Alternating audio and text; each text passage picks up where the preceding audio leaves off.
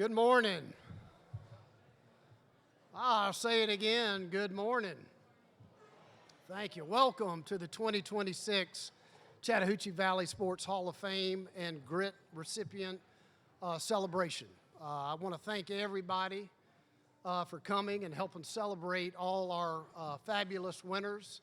First of all, I want to really welcome all of our Hall of Fame 5 nominees and inductees into the Hall of Fame and their family and friends that are here to celebrate them, as well as the 30 Grit Award winners and their families. So thank you for everything that you do, and appreciate you coming and help celebrate. First thing I want to do, Chattahoochee Valley, I'm Leo Berard, so I'm involved with the Chattahoochee Valley Hall of Fame. And I do want to recognize our board members. If they would all stand, and we could thank them, because this is a 100% volunteer organization, and it literally takes year-long meetings to have this one ceremony that we're having this morning. So if our Hall of Fame board members would stand up so we can recognize you.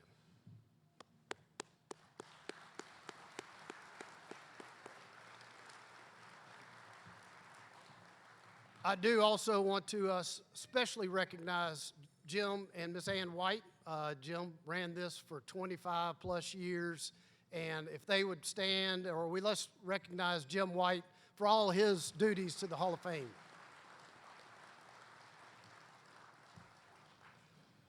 Real quick, I just wanted to go over, since we have everybody in the room, what we do at the Chattahoochee Valley Sports Hall of Fame. The first is the Hall of Fame award that was established in 1995. We have, 157 inductees into our Hall of Fame. They're all memorialized at the Civic Center in our museum there. And I'll say we've got a rigorous process in order to get to where we are today. And I'll just spend a couple minutes telling you how it works. So we take applications up until June 15th. We get those either from the community through our website. You can nominate individuals. You can see everybody that's in the Hall of Fame, all their induction speeches. It's all on our website. So we take all applications till June 15th. And then from there, we have a process where we qualify candidates, make sure we have all the right information.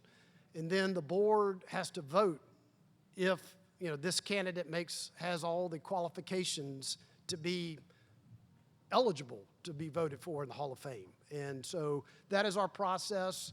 And then we probably have about 70 candidates in our database, if you will, that we start off late summer, early fall. And we have basically a 3-month process to weed from 70 candidates ultimately down to the 5 that we nominate and induct every year. So it really is a big process. And I really want to congratulate all of our inductees, because this really is a big deal. When you're talking about there's only 157 in the community over the last 30 years, just about, that is a massive accomplishment. And so we are honored to have you all here today. In 2022, as a board, we decided to start recognizing high school kids. And so with Mark Rice came up with the idea of the GRIT Award. So that stands for Growth, Resilience, Initiative, Teamwork. And that really just embodies the totality of a student athlete. And those, our student athletes that we have today, all 17 schools in the Chattahoochee Valley nominate 1 male, 1 female across all sports that embody what the Growth Initiative, Resilience Initiative, Teamwork is all about. And so it is a massive honor to have us celebrate these kids as well. So Mark Rice, again, want to thank you for coming up with this idea. And then lastly, in 2022, we started off the footsteps of what the Ledger used to do with the all-by-city team.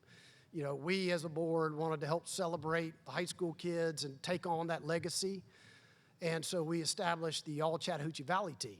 And so with that, we get every quarter or every school season, we have, usually it's a 3-day process where we invite every single coach of all sports throughout the Chattahoochee Valley, and we go through the process of determining our first and second team. And we did a little bit different than what they used to do with all by city. Is we separate them into large schools and the smaller schools. So that way you're not trying to compare accomplishments of a large public school versus a smaller private school, and we get to double the opportunities of student athletes that we get to celebrate. And so the two individuals I'd really like to thank for that is initially it was Jeff Battles, the former Muskogee County Athletic Director, helped with that. And now this year, Kendall Mills, our current Muskogee County Athletic Director, really spearheads this. I can't be more proud of our coaches in the community. They really come together. They're very appreciative that we're celebrating our kids. They all get certificates. We do promote on social media. We do full-page ads in the paper for every season. So it's an honor to take that legacy forward, if you will, and help celebrate our student athletes.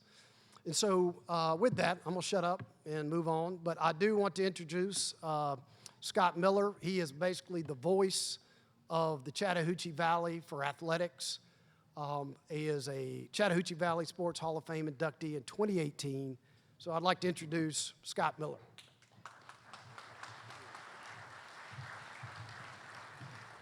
Thank you. Good morning, everyone. Good-looking crowd. Great to see a lot of familiar faces and friends out there. When I started doing this a few years ago, they said one of your jobs will be to introduce the recipients of the Grit Award. And I thought, awesome. I like grits. I can talk about grits all day long, being from the South. But then I realized it was something else, which is something very, very important that Leo just told us about. So we're going to bring them to the stage now, and I'll introduce them and the 2026 Grit recipients. First, from Brookstone, Martha Wade.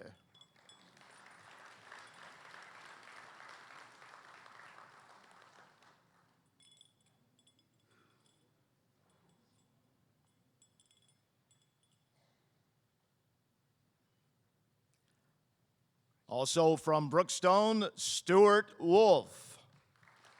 A great tight end, by the way. Had fun calling his games.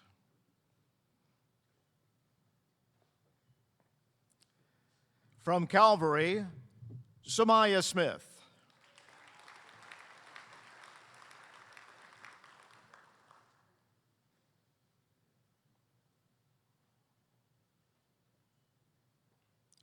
Also from Calvary, Dylan Hostin.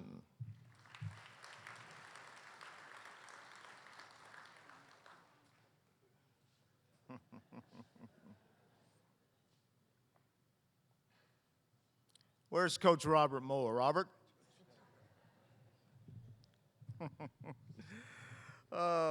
From Carver, Kamaya Bass.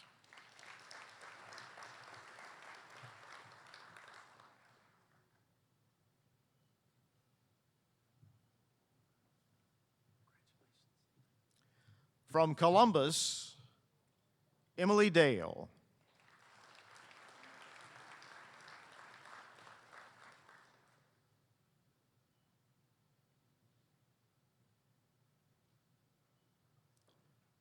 From Columbus, Gavin Brown.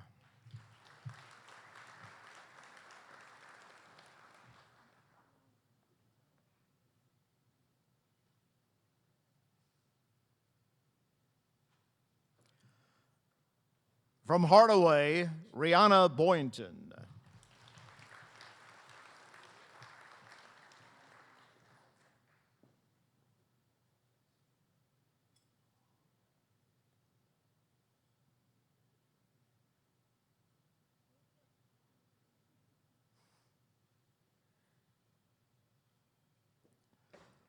From Hardaway, Robert Allen.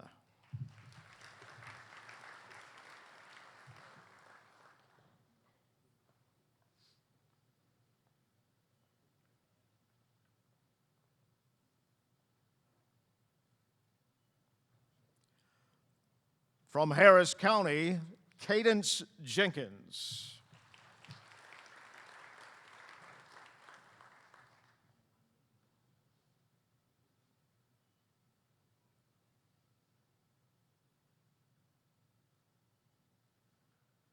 From Harris County, Philip Sterling.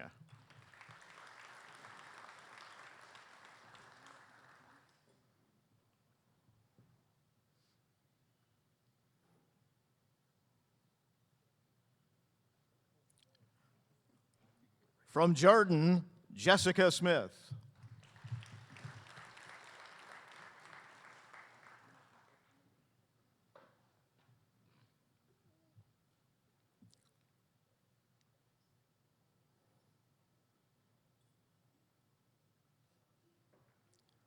From Kendrick, Robin Mitchell.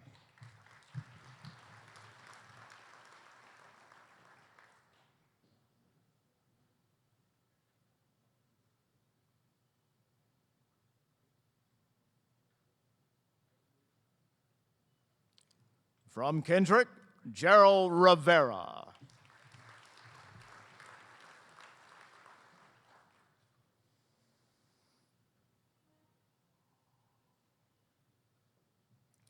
From Northside, Mackenzie Durbin.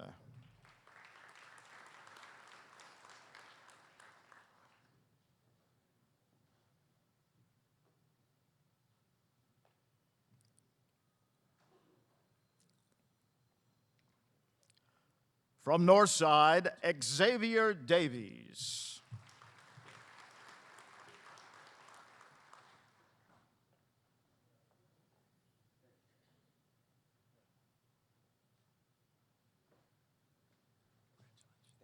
From Russell County, Brennan Fincher.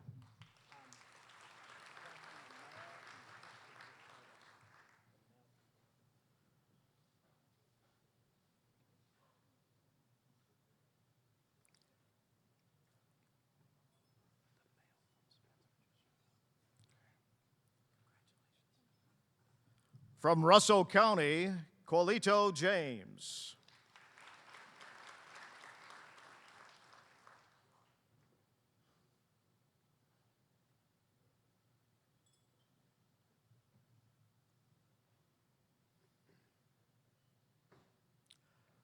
From St. Anne Pacelli, Allie Vickery.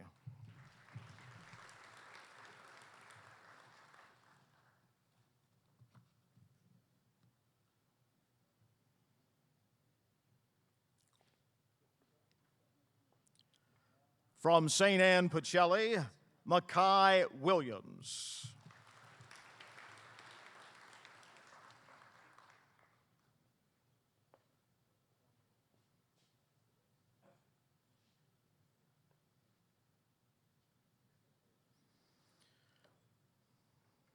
From Shaw, Peyton Steele.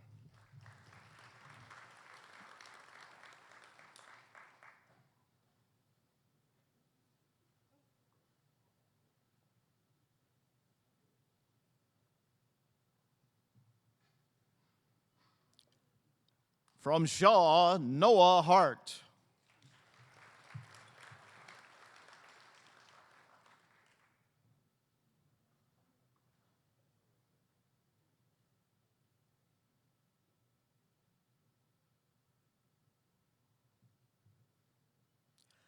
I just want to say I was feeling pretty good about my wardrobe this morning until Noah showed up. Thanks for nothing, Noah. From Smith Station, Marley Cook.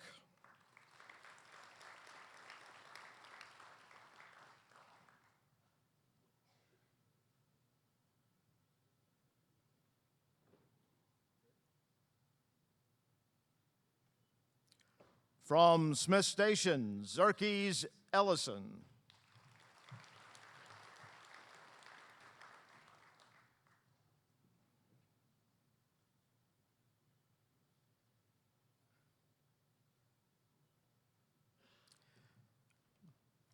From Spencer, Jacaylee Jackson.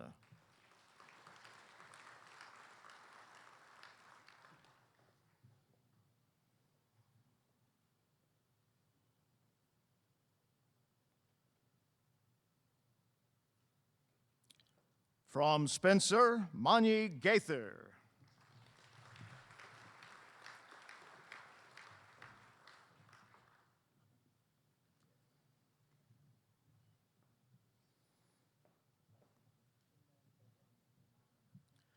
One more big hand for our Grit Award recipients.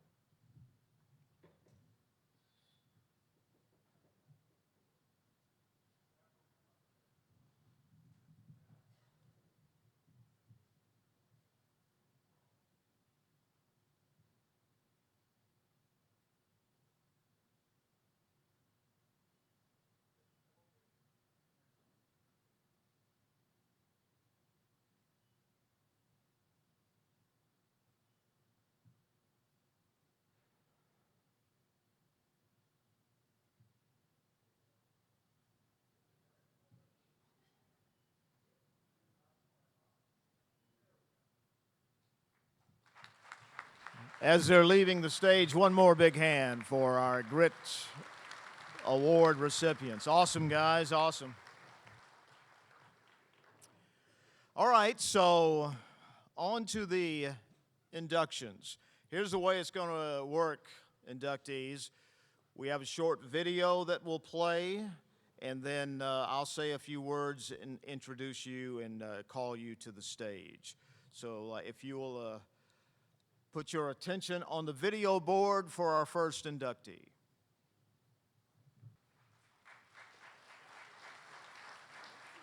A lifelong athlete, leader, and advocate for sportsmanship, Mark Levy has dedicated over 6 decades to athletics, earning accolades across multiple sports and generations. A proud graduate of Columbus High School, Mark was a standout in track and field, recognized as one of the city's top jumpers during his high school career. His competitive spirit and commitment to excellence laid the foundation for a remarkable lifetime in sports. Mark's influence extends well beyond competition. As chairman of the Columbus Regional Tennis Association, or CORTA, since 1995, he helped shape the organization's values by authoring the original CORTA Code of Conduct, which served as the gold standard for sportsmanship and behavior in the local tennis community for many years. Throughout his athletic journey, Mark has earned a wide range of honors and achievements across multiple disciplines. He captured the Georgia State Clay Tennis Sportsmanship Award in 1988, the softball tournament MVP in 2007, the USTA National Tennis Champion in 2015, the U.S. Open Pickleball Gold Medalist in 2023, and 2-time gold medalist at the 2024 U.S. Senior Pickleball North American Championship. Mark's unique combination of athletic skill, sportsmanship, and leadership makes him a rare multi-sport champion whose impact spans generations and sports communities. His induction into the Hall of Fame honors not only his personal achievements, but his enduring legacy of integrity, service, and passion for athletics.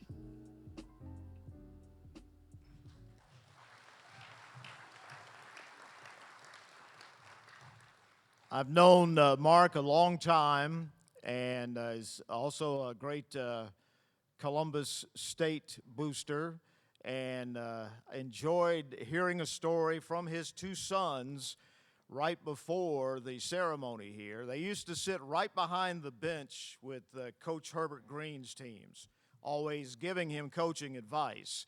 And they would tell me that when the game was over, they would rush to the parking lot in the car so that they could catch the post-game interview with Herbert and me. And when we lost, it wasn't very often we lost, but when we lost, they had to sprint to the car because it was a short postgame show. I'll tell you that much. But Mark, it's been a pleasure. Thank you for all you've done. Ladies and gentlemen, please welcome our newest Chattahoochee Valley Sports Hall of Fame member, Mark Levy.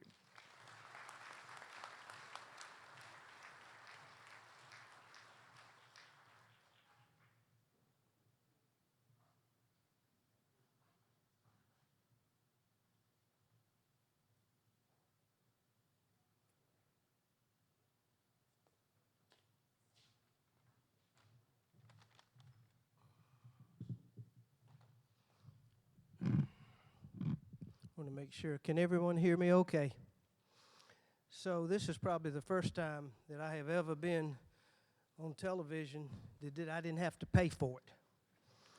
So before I start and before I forget anything, I want to thank my wife, Devon, my 4 children, Karen, Sam, Daniel, Joshua, for putting up with my addictive habit of wanting to play competitive sports, all types of competitive sports. I'd like to also thank the committee for giving me this opportunity and recognizing an old athlete. So I want to make it clear that no one ever wins a team event by themselves. No one ever wins a doubles tennis match or pickleball tournament by themselves. Got to have a good partner. I was blessed to have good partners and good teammates, and many of them are out here today, and I thank them for coming. I want you to know I needed those good players and good partners because I never was the best at anything I played. I went to AI, 358 million people in the United States over 6 years old. Out of those, 242 million have participated in some type of sports. It may be even an exercise, but it was always some sports activity. That's 4 out of 5. You have 1 or 2 out of 10,000 that were fortunate enough to make a living playing professional sports. And we have 1 today, and we have 2 or 3 today because coaches are included in that also. But what am I? Amateur, an amateur old athlete, and I still compete. So there's 2 types of amateur athletes. There's the casual athlete, and then there's the competitive athlete. Now, in my own household, we have both, a casual and a competitive. Well, the casual one happens to be my wife, Devon. She goes out and she plays a tennis tournament, and I'm watching her, and on the way home, I said to her, "Darling, why didn't you hit more balls to the left-handed girl? She was the weaker player." She said, "Oh, I didn't know anybody was left-handed." Then she said, what was she wearing? Another time I watched her play, and this one takes the cake. I watched her play a match, and she was playing real well. She was hitting passing shots down the line, and then she called timeout. She scored 3 straight points. She goes to the net, and, you know, women talk with their hands, so she's going like this. And she's talking to the girl that she was passing, and I don't know what she's doing. So on the way home, I said, "Would you just please tell me what you did? You know, you lost the match. What did you tell that young lady?" She said, "I just told her if she would move over, she would get all those balls." And then there's me. When I played a match, when I warmed up, I was watching everything the person did. I watched to see what his forehand looked like. I was looking for a weakness. I needed an edge because I didn't start playing tennis till age 27, so most people had more experience, and they were better players than me. So I was looking for some type of edge to figure out a way to win. And if I didn't see that, then I would look at their belly, see if they looked like they were out of shape. And if they were out of shape, then I tried to run them and hope I could win on stamina. And if none of that worked, sometimes I would do a little trash talking. So I was asked a couple times during the last 2 or 3 weeks, what were the 2 things that I played and did that stood out in my life. And one of them I'm going to mention, and I don't want to brag because the reason I mention it, it was a David and Goliath situation. You see, in Columbus, Georgia, Phoenix City, our tennis league has 2,200 people in it. We had to, if you win the city, you then go to play in the state tournament, and who are you up against? All the cities, and then all of a sudden there's Atlanta. Atlanta stacked a team every time. My friend Curtis McGee, who asked me to play on his team, Curtis, I know, will raise his hand and vouch for the fact that we couldn't hardly get through Atlanta. But when we did, it was a tremendous win for us, but then it got worse. We played 9 southern states right here around us, you know, Georgia, Alabama, Tennessee. I'm not going to name all of them, but they were 9 great tennis states. And if you were lucky to get through that, it was almost impossible to do. And we never did until I was 58 years old. And we got through it then, and we went to the Nationals. Did not do well. I didn't perform well. We didn't win.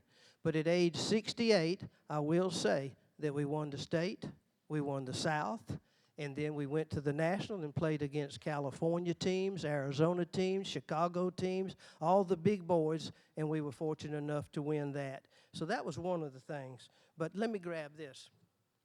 The next thing that I was proud of was this little trophy that I was awarded this trophy when I was 12 and a half years old in 1960. This is a football trophy. I was the worst player on the team. I mean, really, I'm not saying that just to say it. I stunk, okay? I was only 68 pounds, so I was the littlest. And I was playing against guys that were 100 pounds, 110. Few of them went over the limit to 120. And there was no way that I was any good. I mean, it was bad. I wasn't even a starter. So I remember the first day of practice, and I didn't play. All of my friends played 2 or 3 years before I even decided to play. But, you know, you want to go do things with your friends. So I went on out, and I got dressed out. And the first practice day, I'll never forget, Coach said, "Mark, I know you're fast. Would you like to run kickoffs back?" I said, "Yeah, that'd be great." So I caught the ball on around the 5-yard line. I saw a little crease, and I shot through it, and I got up to about the 35-yard line, and then, boom, I mean, I got hit. When I came to, I was on the 25-yard line.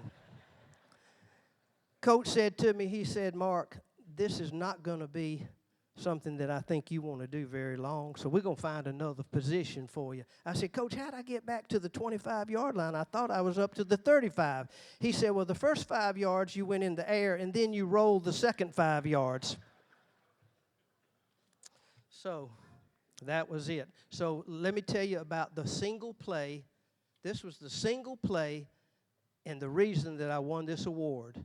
We were playing a really good team. They were driving down the field. They got to about the 28-yard line. There I'm on the bench like always. He taps me, coach taps me on the back and says, "Get in there, Mark, make a tackle."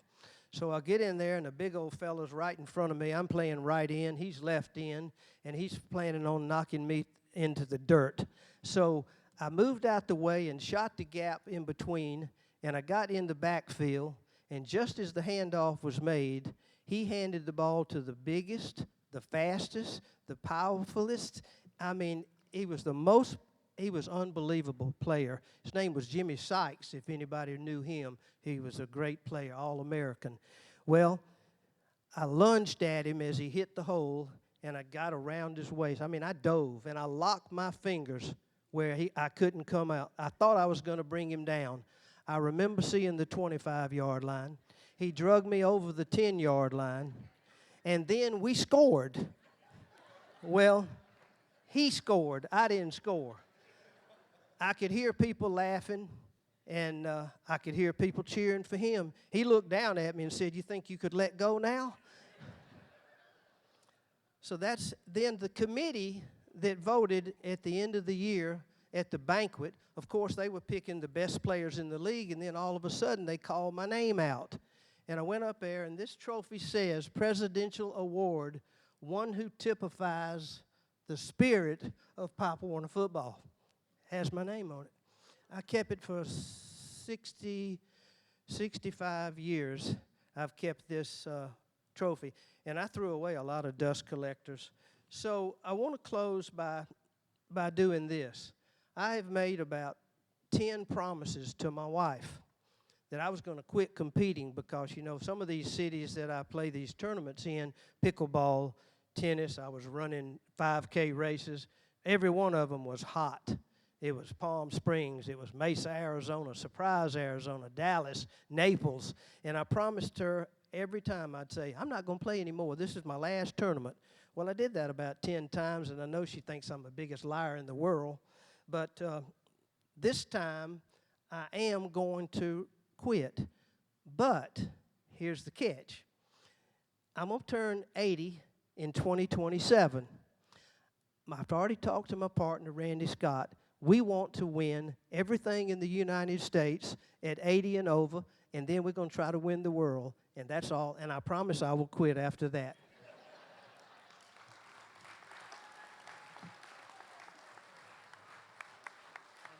I'm feeling a little depressed. You've had this trophy 65 years. I'm older than this trophy.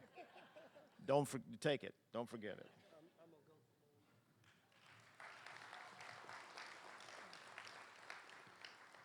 Please direct your attention to the video screen for our next inductee.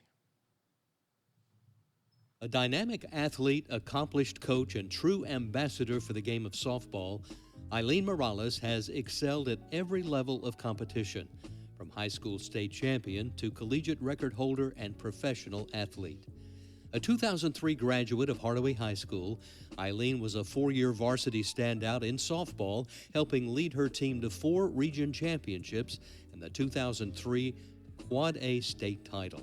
That same year, she was named the Georgia Quad A Player of the Year after hitting an incredible .476 batting average. Her academic achievements were equally impressive as a member of both the National Honor Society and Spanish Society. Eileen continued her playing career at Georgia Tech, where she made an immediate impact. She was named the ACC Co-Freshman of the Year and went on to earn all ACC first-team honors twice in 2007 and 2008, along with second-team honors in 2005. She was a second-team Easton All-American and third-team NFCA All-American in 2007, and a 3-time NFCA All-Southeast Region selection. A true 5-tool player, Eileen still holds multiple Georgia Tech program records, including career runs scored at 216, stolen bases 154, and at-bats with 850. She also ranks in the top 10 in ACC history in runs, hits, and stolen bases. Off the field, she was just as committed, earning a spot on the All-ACC academic team and the academic honor roll. Following college, Eileen competed professionally with the Chicago Bandits in 2008 and 2009, winning a National Pro Fast Pitch Championship in 2008. Her passion for the game brought her back to Georgia Tech, first as a student assistant in 2009, then quickly rising to full-time assistant coach in 2010, where she took charge of infielders, hitters, and recruiting. Today, she continues to lead and inspire as the head coach of Georgia Tech softball, shaping the next generation of student athletes. From record-setting player to championship coach, Eileen Morales exemplifies excellence, leadership, and lifelong dedication to the game. Her induction into the Hall of Fame honors an extraordinary career still in motion and a legacy that continues to grow.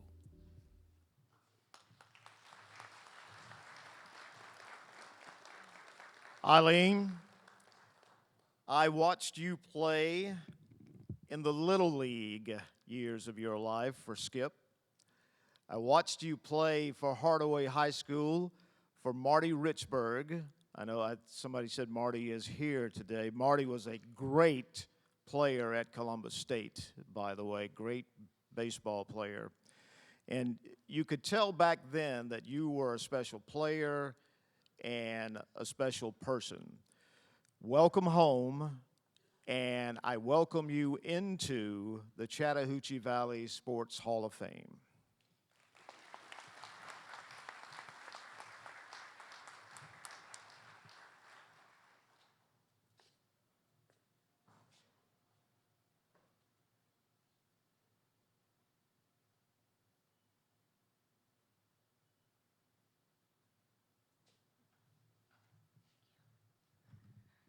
Thank you all.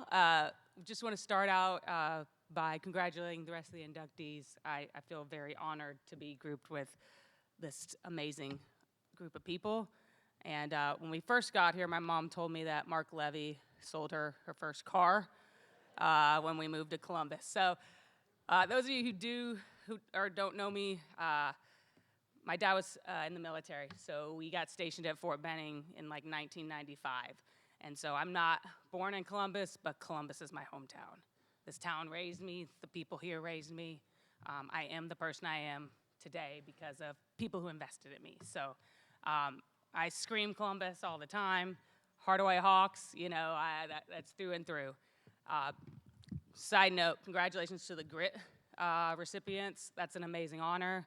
I look forward to one of y'all or some of y'all being up here one day, maybe 20 years from now. Back when we were good, we got in the Ledger Enquirer, so you thought you made it when your picture was in the newspaper.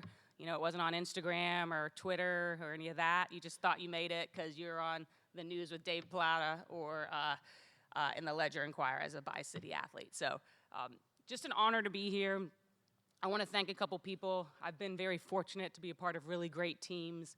And again, kind of like Mark said, you don't win much without having good teammates around you. Softball's a sport where it takes 9 to 10 people to win a ball game. And so, again, I've been very fortunate to be surrounded with amazing athletes, amazing teammates, and have a ton of great memories. But there's two things I want to speak to. One, the city of Columbus invested in women's sports, and they invested it at a time that it mattered. And the direct result of that was me being able to watch the Olympics being played at South Commons. You know, I got to see female athletes, Olympians, perform in the sport that they loved at the highest level. And that wouldn't have happened if there wasn't a commitment beforehand from the city and the people who make those decisions. So thank you, one, to whoever made those decisions however long ago, because it allowed me to see that I could be that person. I could be somebody playing on an international level. And then the community continued to invest in softball. We saw I got to see college athletes playing at South Commons, and whether it was Florida State or the future national champions coming down and playing on those fields, I got to see professional athletes playing on those fields. And it takes vision and it takes foresight to invest in women's sports and to invest in women's sports at a time in the early 90s when maybe it wasn't the in thing to do, okay? And I believe there are so many female athletes now playing at the collegiate level as a direct result of that. And so very fortunate and thankful to the community for doing that, because one of my favorite memories was going down to watch Team Puerto Rico and Team Australia playing the Olympic Games just right around the corner. Those are impactful moments, and getting to meet those athletes made me see that I could be that too. And I don't know if I would have had that same experience had I not been living in this community and meeting those people. And then the direct people, my coaches. I'm very fortunate to have amazing coaches. As I was thinking about what I wanted to talk about, I was very impacted by the coaches in my life. Marvin Williams from our Pioneer days.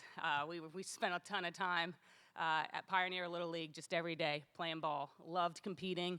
I'm sure we lost some games. I don't remember when we lost them, but we won a lot. And then we played All-Stars. Skip Henderson, who is now the mayor. So I mean, I'm pretty fortunate to have coaches that are now the mayor of the city. That's pretty cool. I think John Dyer was the sheriff at one point, and he coached me for a little bit as well. So I've had amazing coaches and mentors. Jill Carlson, who has coached me and still supports me to this day with the Columbus Challengers and now is Georgia Tech season ticket holders. Thank you so much. Thank you for developing me as a person and as a player. I'm indebted. And then Marty Richburg, who thankfully made it for my speech, a hell of a high school coach and an even better man and a husband. You are a phenomenal coach and so grateful. We won a state championship. We lost one, but we'll just talk about the one we won. But amazing coaches, and I really, truly feel like I was so blessed by the people in my life, because they weren't just good at coaching sports, they were good at coaching people. And I think that's something that I've tried to model myself after as I coach now at this level. My mom and dad, my dad moved. My dad was stationed in the military, or we were in the military, obviously, and he had to be deployed a couple different times. I remember specifically, I think I was 13 or 14, and he was stationed in Saudi Arabia. Actually, it might have been a little before that. And my mom is pregnant with my sister, and we're at the batting cages, and she's feeding me balls at the batting cage because we got to hit, because we got to get better. And I think I might have hit one back, and it booped her on the head. And she's acting like nothing's wrong. I'm like, I just hit my pregnant mom on the top of the head. Like, what? Dad's gonna be mad, right? Like, what's going on? But they always they always supported me. They always were there. Whatever sport I wanted to play, whatever I wanted to pursue, they always were there. And I know that wasn't cheap. And so thank you. And my dad, Jill, again, the facility was always open. I spent a lot of Friday nights at the batting cage, so I wasn't very cool in high school. But I spent a lot of time being in love with the sport and perfecting my craft. And I think that, you know, if you want to do amazing things, you got to do things a little different. And so I spent a lot of time just trying to become the best athlete I could. Last thing, softball has given me a ton. The sport has given me a ton. I got to see, you know, from Little League, we were laughing over here at Little League. I got to see the amazing cities of Rome and Athens, but it was actually Georgia, Athens, Georgia, and Rome, Georgia for some tournaments. And then when I played internationally, I did get to see some pretty amazing cities as well in Venezuela and Brazil and things like that. And so I'm indebted to this town for the contributions, for the commitment to women and women in sports. And I'm indebted to the coaches, teammates, players, people that I played with, people who invested in me. Thank you so much. I'm truly honored, and God bless.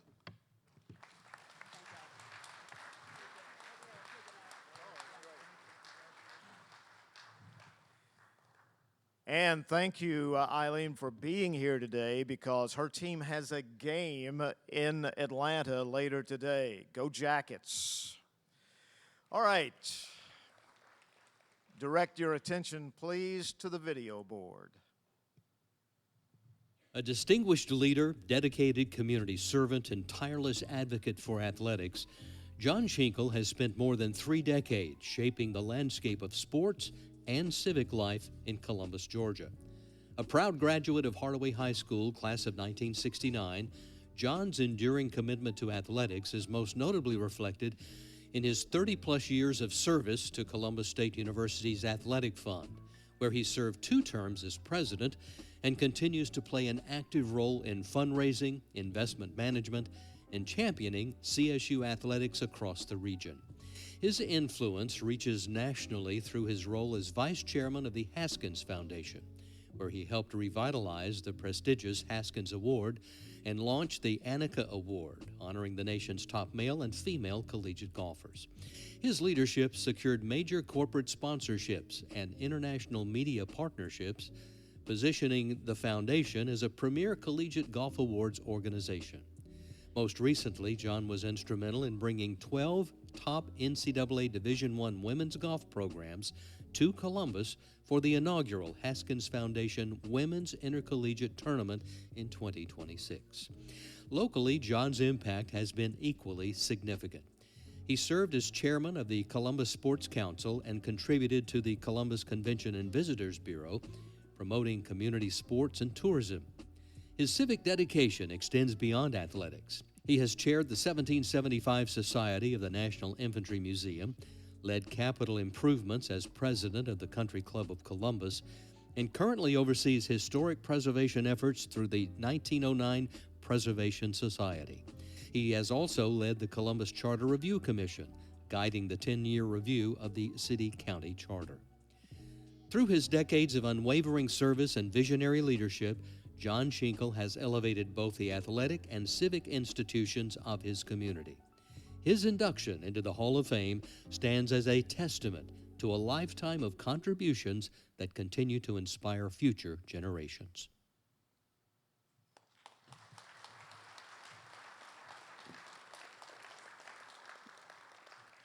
Why are you shaking your head? One of those pictures you might have noticed had the shot of John shooting basketball. So that ties into this. There is a possibility that in the coming years, John might try to convince some of you that he's in the Hall of Fame for his basketball skills. Well, just humor him a little bit. He could actually play. He could actually play. When I first came to Columbus in 1976, John was one of the first people that I met. We became friends, and through all of these years, he's been a good friend and a loyal supporter. He's at so many Columbus State basketball games, baseball games, all sporting events through the years. He is a familiar face to Columbus State Cougar fans everywhere for years and years. And this community has never had a better friend for athletics, for student athletes, for athletic endeavors than John Schinkel. And personally, you can't find a better friend. If John is your friend, you cannot find a better friend than John Schinkel. And it is my pleasure to welcome you into the Chattahoochee Valley Sports Hall of Fame.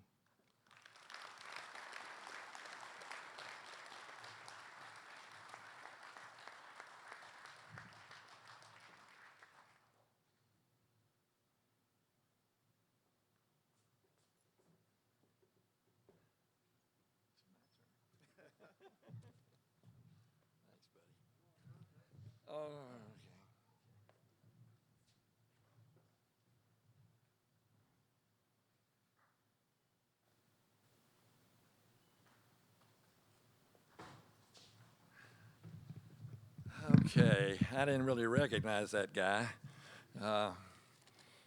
but it's been a fun ride, that's for sure. There are two ways. This has been a difficult time for me, trying to get my thoughts together on what I wanted to say.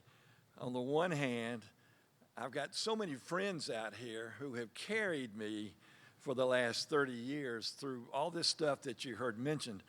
As Mark Levy says, you know, it takes a team, doesn't it, Mark? And I've had my friends that are here that have carried me.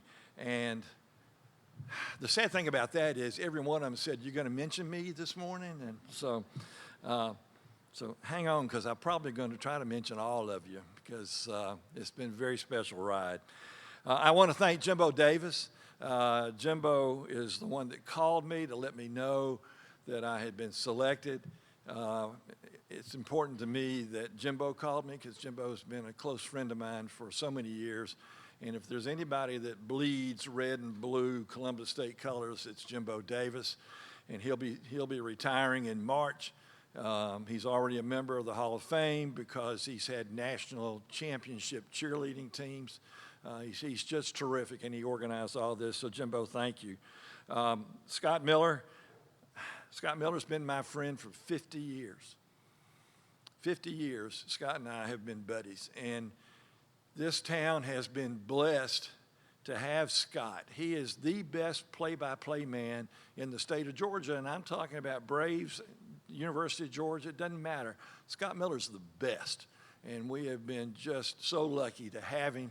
And he looks like he might be able to go another couple of years, so which is terrific. I want to thank my Stiefel team, who's been supporting me for more than 20 years that we've been at Stiefel. But my right hand at work, Beth Shelton's been with me now for 28 plus years, and Joy Bramlett for 20, and the rest of the team, they put up with all the traffic that flows through our office that has absolutely nothing to do with the broker's business, and I appreciate that. In particular, I want to thank Dan Anderson, and I know there's Dan, and I promised Dan I would say this. Dan has been with me since I was a sophomore in high school. We played basketball together at Hardaway. We work together now and have for a long, long time. But Dan and I, you saw the form, you saw it.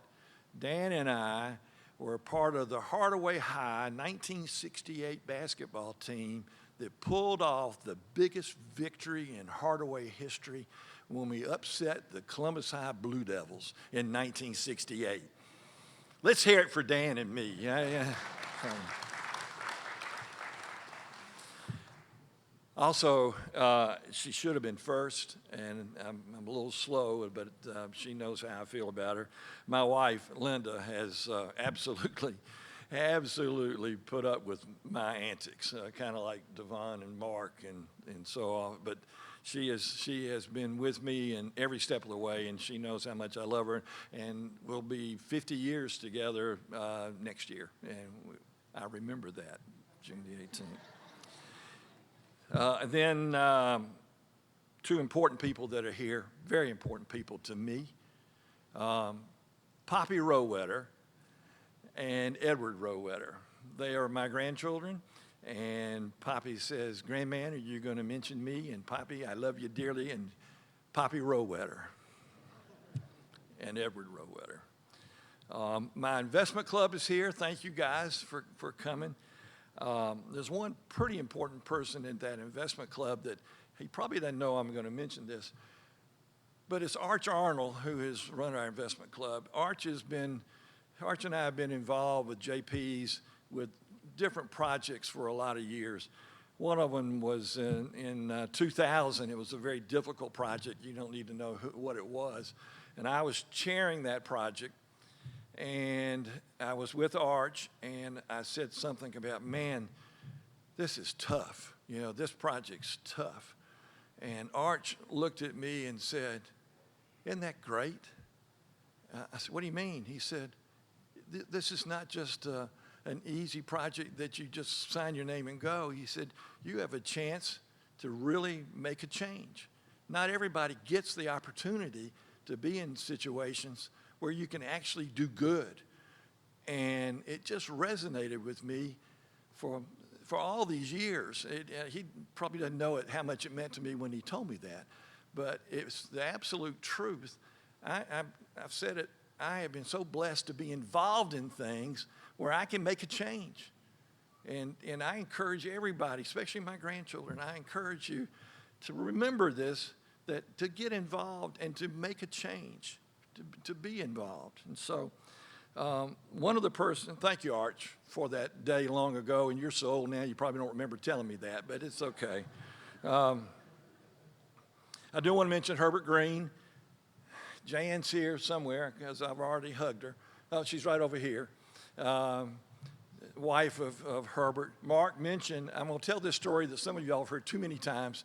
Mike Robbins is here somewhere. I saw him earlier. Mark, you remember this. When we played in the old Woodruff gym, Scott Miller, you back there? Played in the old Woodruff gym with Herbert Green as the coach. And it was a time when that gym was packed. We had great basketball teams, and that gym was packed. Herbert was a showman, and the team would sit on the first row of the bleachers. And then we would sit on the second row. I mean, we were literally right behind Herbert. And Chandler and Catherine, my children, grew up listening to Herbert. In fact, Herbert claims that one day he looked up and saw me holding Catherine in the huddle, and that's when he cleaned up his language.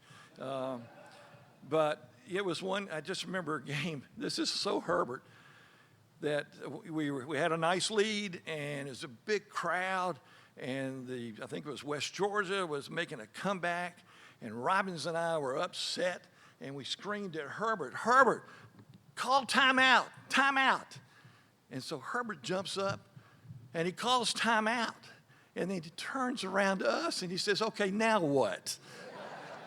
And that's my buddy Herbert. And I miss him so much, Jan. Okay, real quick, good friends that I want. One special friend here today, too, is Brian Stubbs. He's the executive director of the Haskins. He is the reason that the Haskins has jumped to national, international fame. He is the reason. Yeah, we did find a corporate sponsor to put money behind it, but it's Brian Stubbs that has been executing all of that to get the Haskins Award to the status that it is today. And tonight, Brian Stubbs is being named the Georgia PGA Executive of the Year, and I congratulate you, Brian. That's terrific.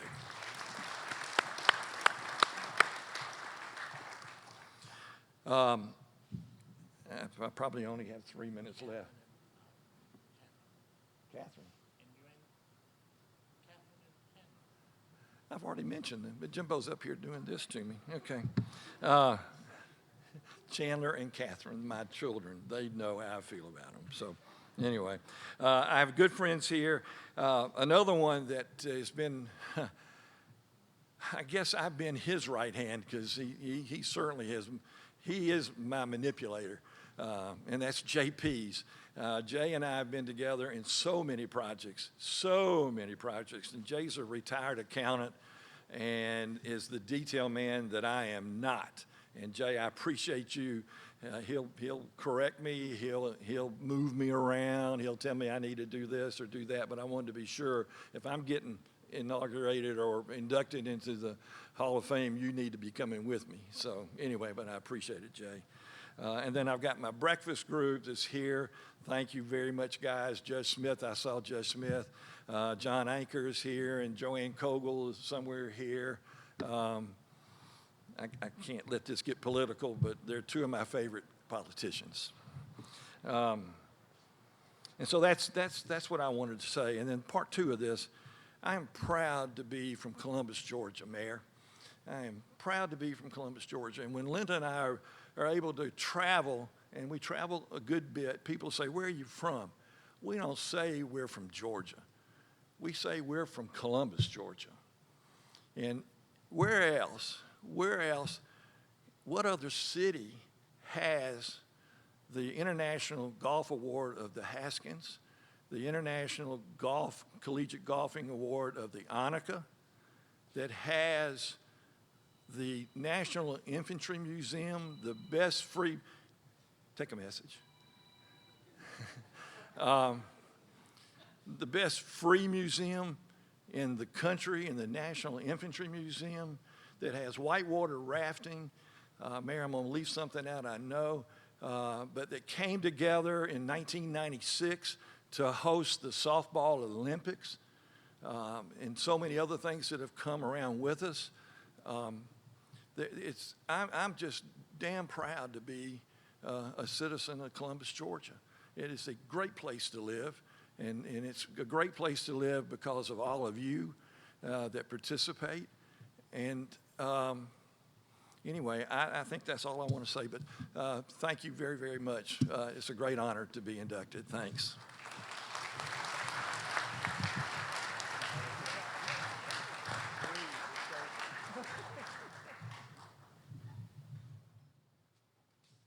A coaching icon, mentor, and pillar of the Phoenix City athletic community, Bobby Wright has spent nearly 5 decades building a legacy of excellence on the field, on the court, and in the lives of countless student athletes. A standout basketball player at Buena Vista High School, class of 1970, Bobby went on to play collegiate basketball at Fort Valley State University. There he earned his BS in 1974. He began his coaching career shortly afterward, making an immediate impact at Carver High School before beginning his transformative tenure at Central High School in 1977. Over a 44-year career at Central High, Bobby served in multiple roles that shaped the school's athletic success. As assistant football coach from 1977 to 2012, and later defensive coordinator from 1987 to 2013, his defenses recorded 59 shutouts and held opponents to an average of just 10.8 points per game across 26 seasons. But it was as head basketball coach 1989 to 2021 that he etched his name into Alabama high school sports history, amassing an extraordinary 675 wins and 223 loss record, which is a 75.11% winning percentage, winning 19 area championships, 7 regional titles, and making 7 Final Four appearances, including state runner-up finishes in 1999 and 2016. Beyond the sidelines, Bobby played a key role in athletic administration, serving as Phoenix City Schools athletic director from 1998 to 2020, and teaching and coaching in the school system for over 44 years. He served on multiple AHSAA committees and was a dedicated member of the Alabama High School Athletic Directors and Coaches Association for over 4 decades. He also founded Bobby Wright's Fundamental Basketball Camps, mentoring youth athletes from 1991 to 2021. Coach Wright's leadership and achievements have been widely recognized. He is a 7-time All-Bi-City Coach of the Year, the 2016 NFHS Alabama State and South Sectional Coach of the Year, and the 2020 AHSAA Black History Month honoree, recognized alongside his wife, Coach Carolyn Wright. The pair were also featured by WRBL as Alabama's winningest husband-wife coaching duo, a testament to their shared impact on high school athletics. Respected, decorated, and deeply influential, Bobby Wright's career is marked not just by wins, but by the generations of student athletes, coaches, and colleagues who have been shaped by his example of discipline, integrity, and commitment.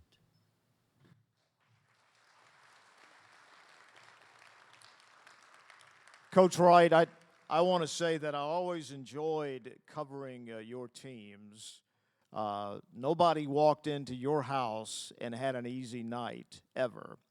You had great teams, but what I remember about you most is the culture that you built at Central. It was important.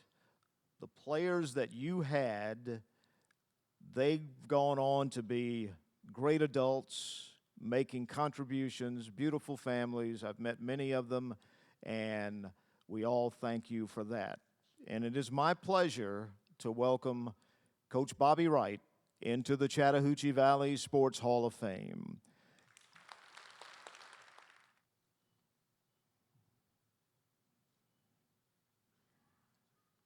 Accepting for Coach Wright, please welcome Lorenza Parhams.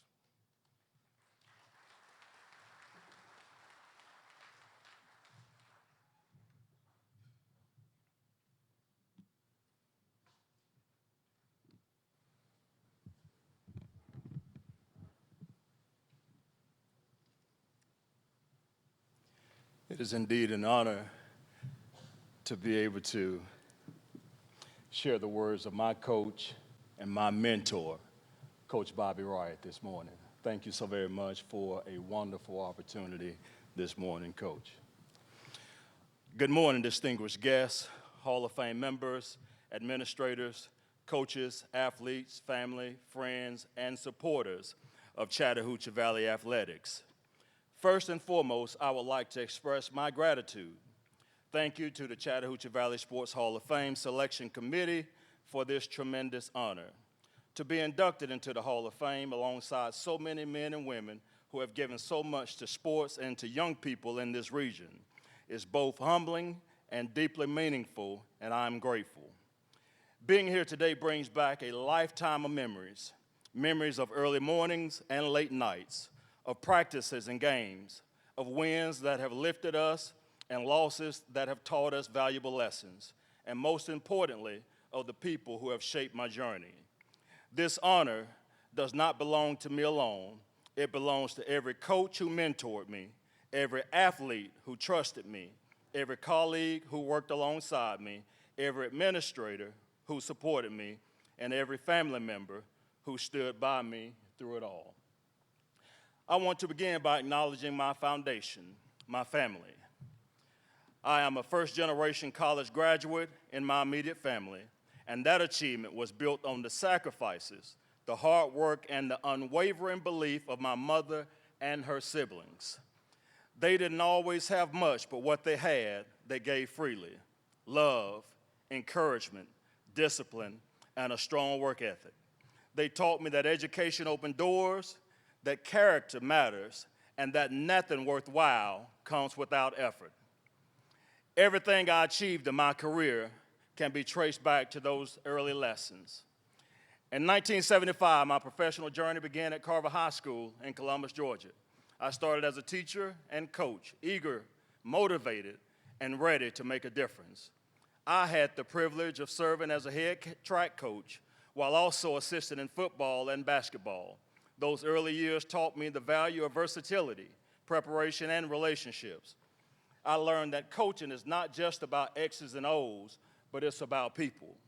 In 1977, I crossed the Chattahoochee River to Central High School in Phoenix City, Alabama, and a move that would define the rest of my career and my life.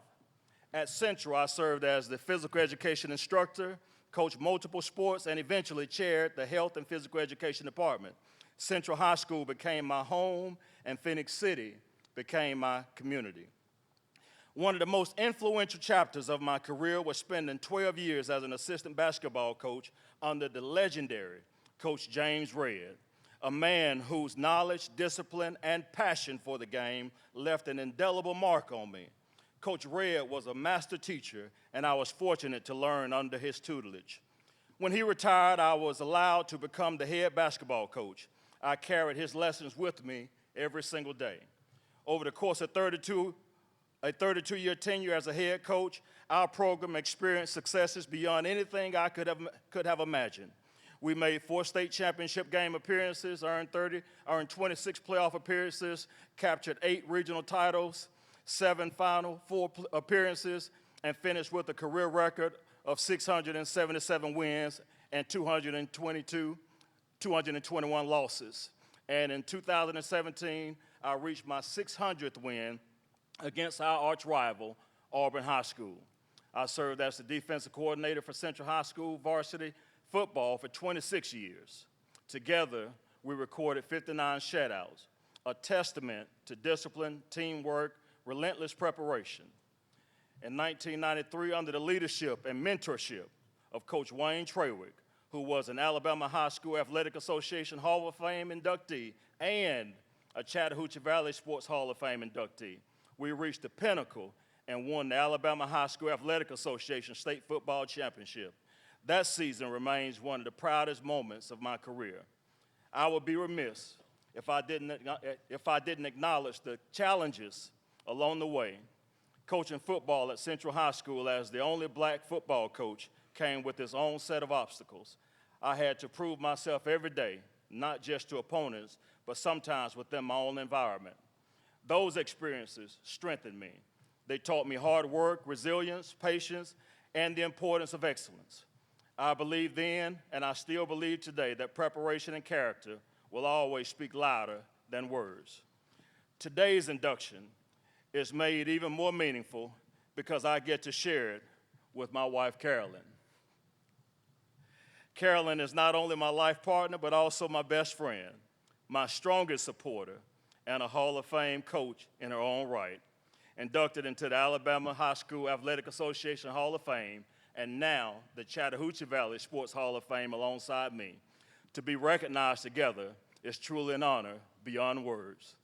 Carolyn, thank you so very much for your unwavering support, your sacrifices, and your example of excellence. I could not have done this without you.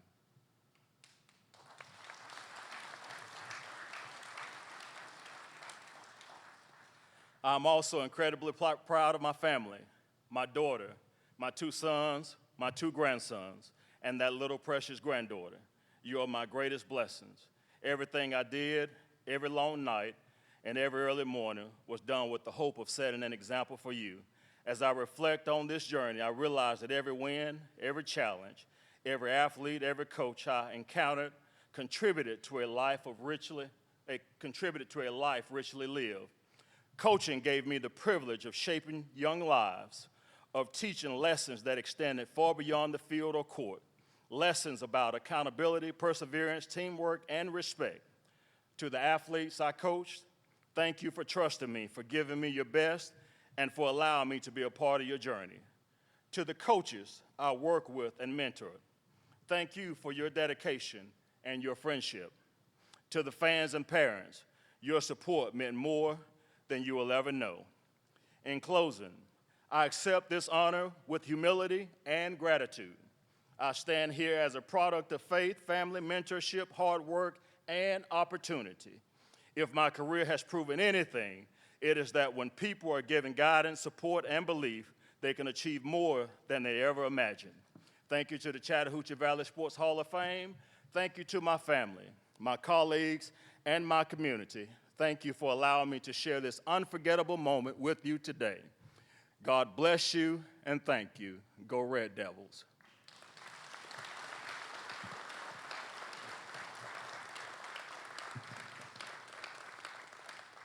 If anyone has ever doubted whether or not a coach makes a difference in the life of a young person, look no further. It was around 1987 that I encountered what I thought and what I believed to be one of the meanest individuals on this planet. I had just learned in the 9th grade, around mid-year, how to play a little basketball, believe it or not, from reading a textbook on basketball. I had never played any organized sports, and so I was just learning the basics. And then I encountered Coach Bobby Wright. 10th grade year, this was B-team basketball. This was the year before he became the head basketball coach. And I could not take I'll clean it up. I was not used to the discipline that he gave out, that he dished out to his players. So the old saying goes, when the going gets tough, the tough quits. So I made up in my mind that I was not going back. I quit. And so the practice the next day, I'm told that he asked, where's Parhams? And they told him, said, Parhams quit. And they tell me that he went on with practice. And after practice, he and Coach Tommy Robinson came to my house. There was no postseason game. There was no postseason. There was no championship ring. There was nothing. But he saw something in me that I did not see in myself. He came to my house and he gave me a lesson about giving up. He gave me a lesson about quitting. He gave me a lesson about perseverance that I believe changed my life that day, and I was able to take, and it was applicable not only in that instance, but it was applicable in so many instances along the way. But it served as the catalyst for so many things throughout my life. But he gave me that lesson that day, and I'm convinced that had he not done it, that my life would have been starkly different and would have ended starkly different than how it has been at this particular point. I went back and I began to play for Coach Wright, and I learned that what he was teaching me was not about basketball, but what he was actually teaching me was about life.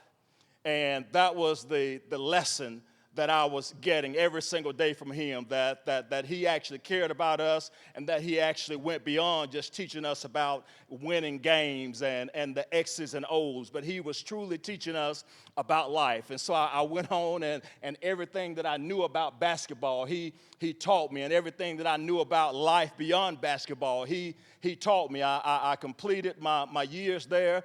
I mean, this is the student who just a year prior, I was not only failing classes, but I was failing grades, and I was on track to follow into so many others' footsteps. I was on track to drop out of school. But had it not been for me encountering this individual, had it not been for me encountering Coach Bobby Wright, I can only imagine. Oftentimes, I cringe at the thought of how my life would have ended up.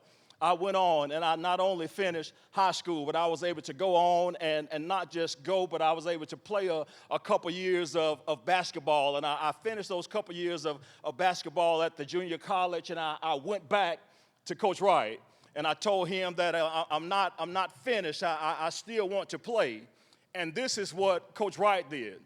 Coach Wright picked up the phone. I'm no longer his player.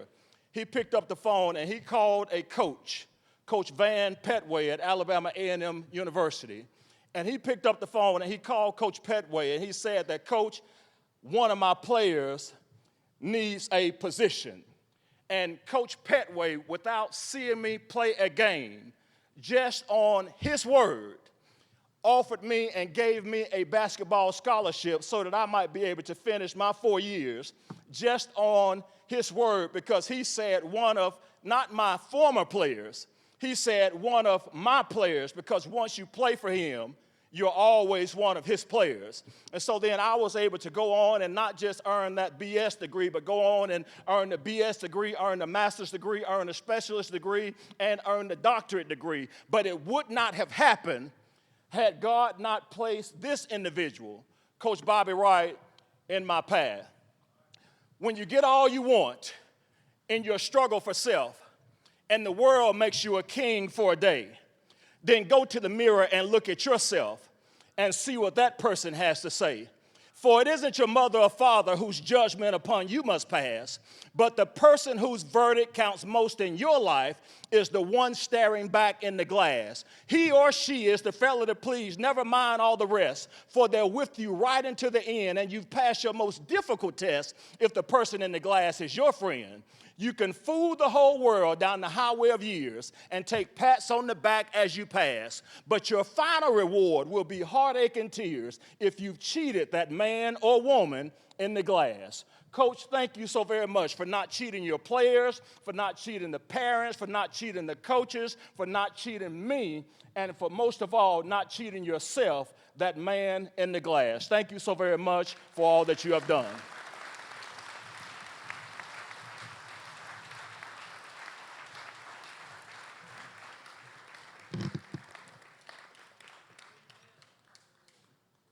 Thank you, Lorenzo. Please direct your attention to the video screen. A trailblazer in coaching and education, Carolyn Wright has spent over 4 decades shaping the lives of young athletes through excellence, discipline, and unwavering commitment. From her early days as a student athlete to her storied coaching career, Carolyn's legacy is one of inspiration and impact. A graduate of Tuskegee Institute High School in 1974, Carolyn excelled in cheerleading and volleyball. She continued her athletic and academic journey at Alabama State University, where she competed in volleyball, track, and cheerleading, earning both her BS in 1978 and Master's of Education in 1981 degrees. Carolyn began her coaching career at McIntyre Junior High in Montgomery, Alabama, before launching a transformational 32-year career at Central High School in Phoenix City from 1991 to 2023. As head girls track coach from 1991 to 2011 and head volleyball coach from 2002 to 2018, she amassed an impressive 593 wins and 375 loss record, winning 11 area titles, 4 regional titles, and making 4 Final Four appearances, cementing her reputation as one of the region's most respected coaches. Beyond coaching, Carolyn served as Associate Athletic Director for Phoenix City Schools from 2012 to 2021 and contributed to state athletic leadership through the AHSAA, including roles on the strategic planning, volleyball coaches, all-star, and District 4 basketball committees. She was twice selected to coach in the AHSAA North-South All-Star Game. Deeply committed to her community, Carolyn organized youth charity events, skill camps, and founded the annual Mary Jane Riley Volleyball Tournament in 2015. Her leadership extended well beyond the court.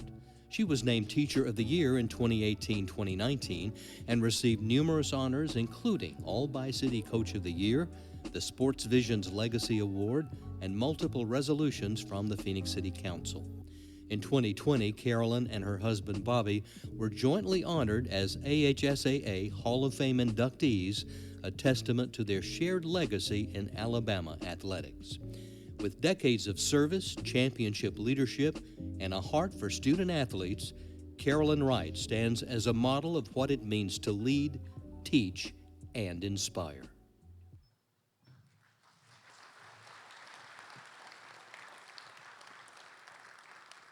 Coach Wright, I'll say the same thing about your program that I said about your husband's. It was the culture that you built. We have all of the records. We see how many games you've won, but what we don't see is the effect of that you've had on the life of all those young girls through the years. And as a father of a daughter who, growing up, athletics very important to her, I especially want to thank you, Coach Morales, for what you've done and continue to do for girls in sports. It is my honor. It's extraordinary. You're going into the Hall of Fame together. You're an extraordinary woman. My honor to welcome our newest member of the Chattahoochee Valley Sports Hall of Fame, Carolyn Wright.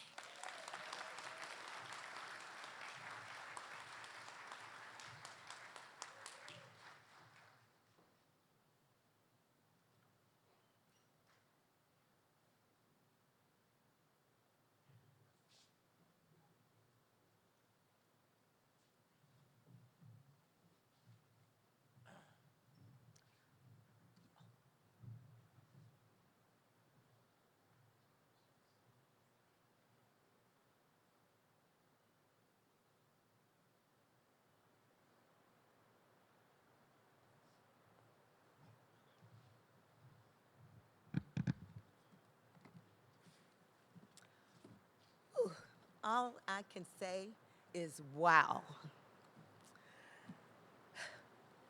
Good morning, esteemed guests, Hall of Fame members, administrators, coaches, athletes, my family, friends, and supporters of great Chattahoochee Valley athletics. Standing here today, I am filled with gratitude, humility, and emotion. Being inducted into the Columbus Chattahoochee Valley Sports Hall of Fame is truly a dream come true. And I am deeply honored to be included among so many outstanding individuals who have shaped athletics in this great community. First, I'd like to sincerely thank the Hall of Fame committee members, sports writers, and everyone involved in the selection process. Thank you for the countless hours you spend recognizing and preserving the rich history of sports in the Chattahoochee Valley. I also want to thank all the stakeholders who support athletics at every level. Your belief in what sports can do for our young people makes moments like this possible.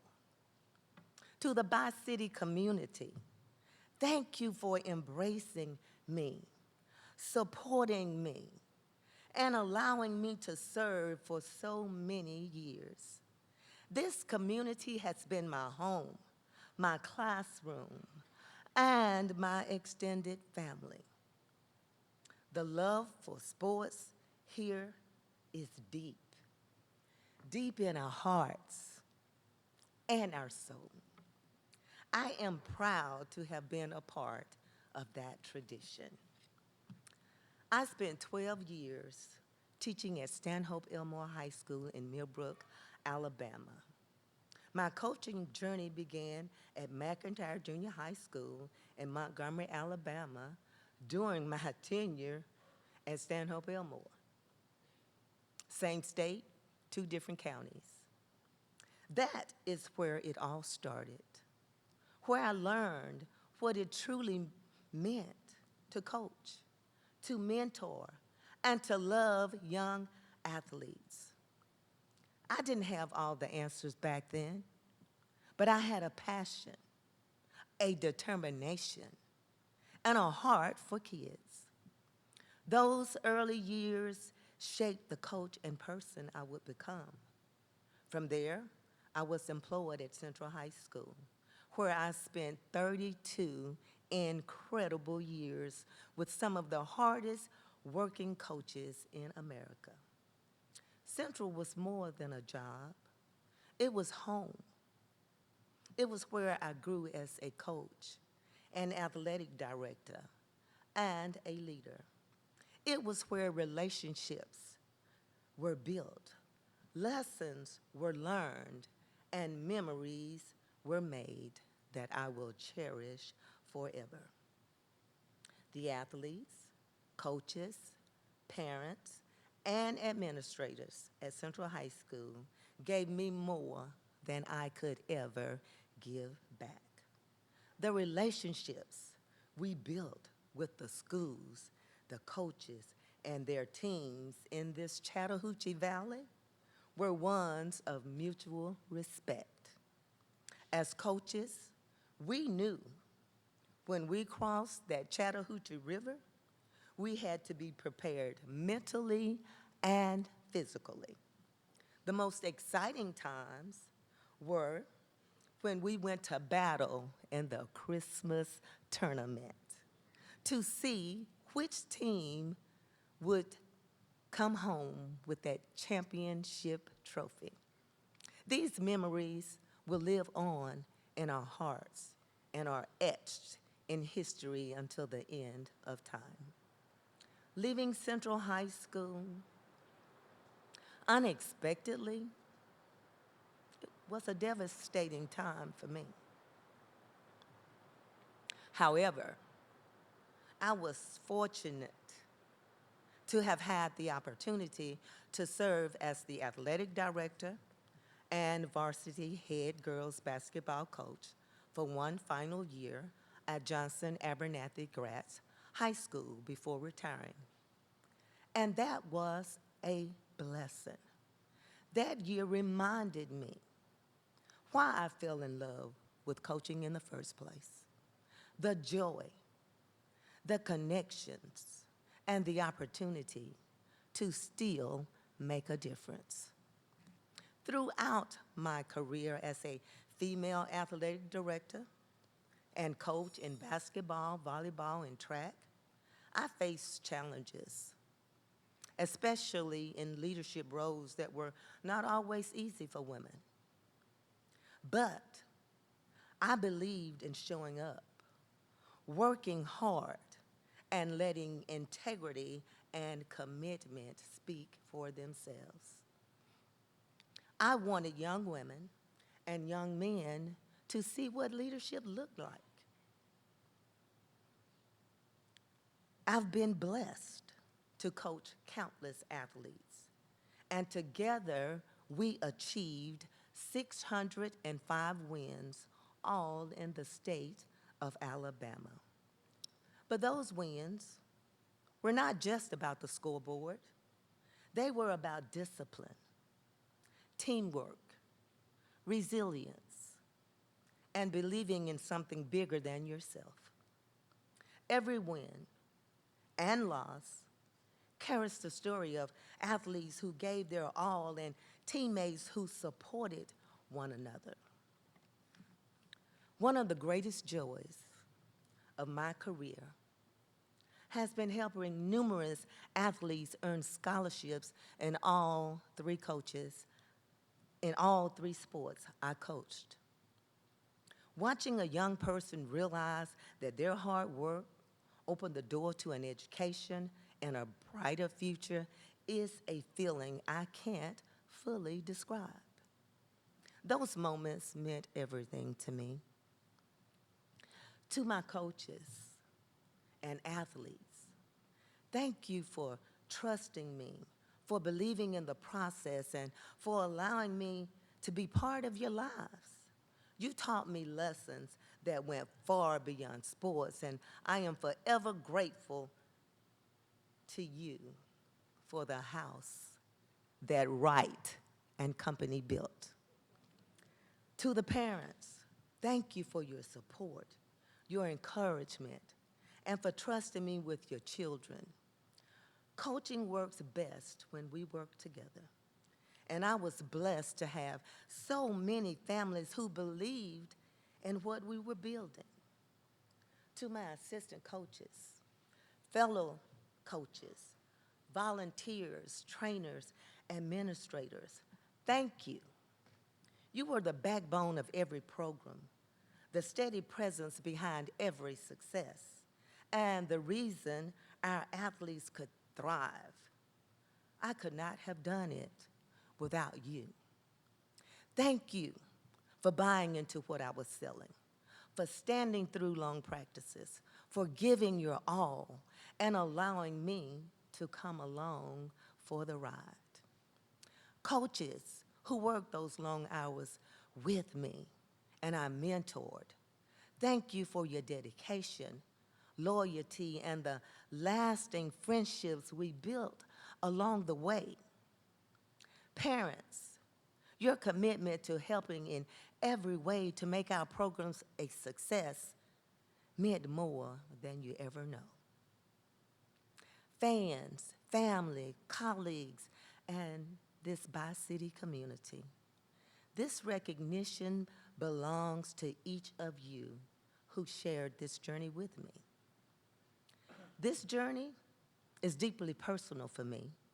Being a first-generation college graduate was one of the proudest moments of my life, not just for me, but for my mother and my grandmother.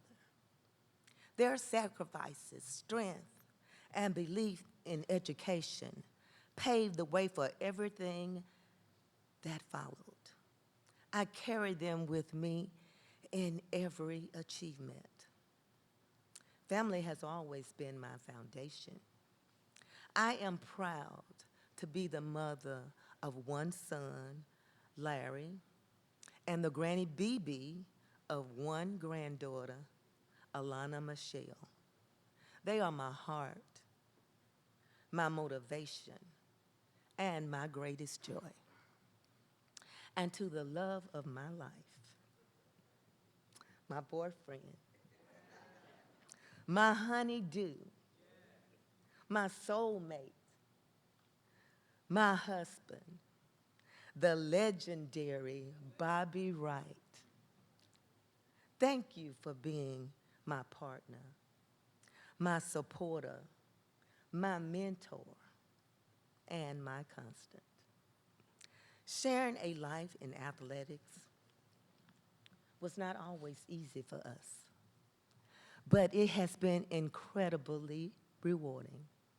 I thank you for supporting me in my vision to start our nonprofit, To Be Right, To See Right Incorporated, which gives struggling young athletes a hand up in both athletics and academics. And we both know during our tenure, we faced a lot of those problems.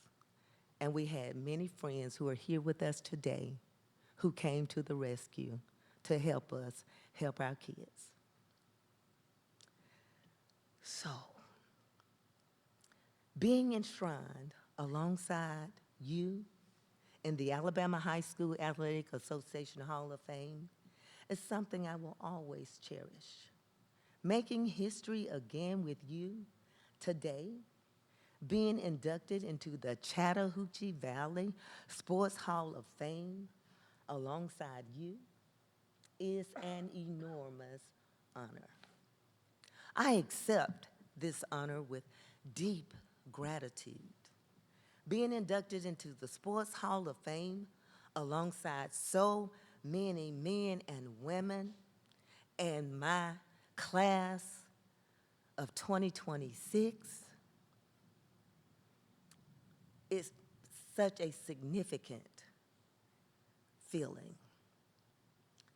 So, thank you for allowing me to share deeply and meaningful to you what it means to the both of us. Thank you for allowing this historical moment, which I will treasure forever. From the bottom of my heart, thank you for allowing me to live my dream.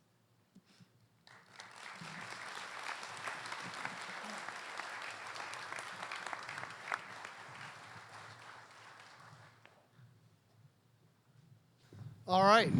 Well, what a morning. Thank you, everybody. A couple things. We can't do this without our sponsors.